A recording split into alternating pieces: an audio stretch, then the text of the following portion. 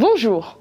Dans un arrêt du 6 mai 2025, la Cour de cassation réaffirme un principe. La seule constatation d'une atteinte à la vie privée suffit à ouvrir droit à réparation sans qu'il soit nécessaire de prouver l'existence d'un préjudice.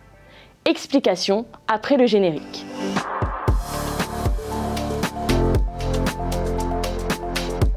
Dans notre affaire, une salariée licenciée conteste la légitimité de la rupture de son contrat de travail. Elle sollicite des dommages et intérêts découlant, selon elle, d'une exécution déloyale du contrat en raison d'une atteinte à son droit à l'image et à la vie privée. Elle met en cause l'utilisation par son employeur de dispositifs de vidéosurveillance et d'écoute téléphonique de salariés dont elle n'avait pas été préalablement informée. La Cour d'appel déboute la salariée de cette demande. Elle estime que la salariée ne rapporte pas la preuve de fait lui ayant porté atteinte à sa vie privée ou lui ayant causé un préjudice dans le cadre de son activité professionnelle. La Cour d'appel estime aussi que ces dispositifs prévus par le règlement intérieur et déclarés même tardivement à la CNIL devaient donc être regardés comme régularisé. Elle considère donc qu'en l'absence de préjudice subi par la salariée, sa demande de dommages et intérêts pour exécution déloyale du contrat de travail n'est pas justifiée. La Cour de cassation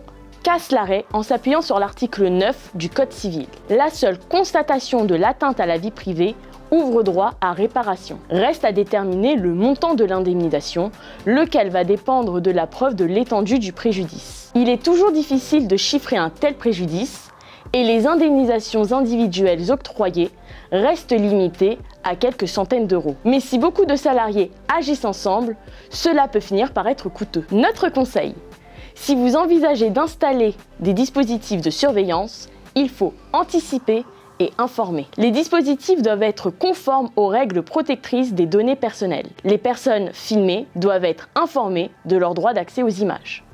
Par ailleurs, le CSE doit être consulté dès lors qu'un dispositif permet un contrôle de l'activité des salariés. Nous sommes évidemment à vos côtés pour vous aider dans la mise en œuvre de ces mesures.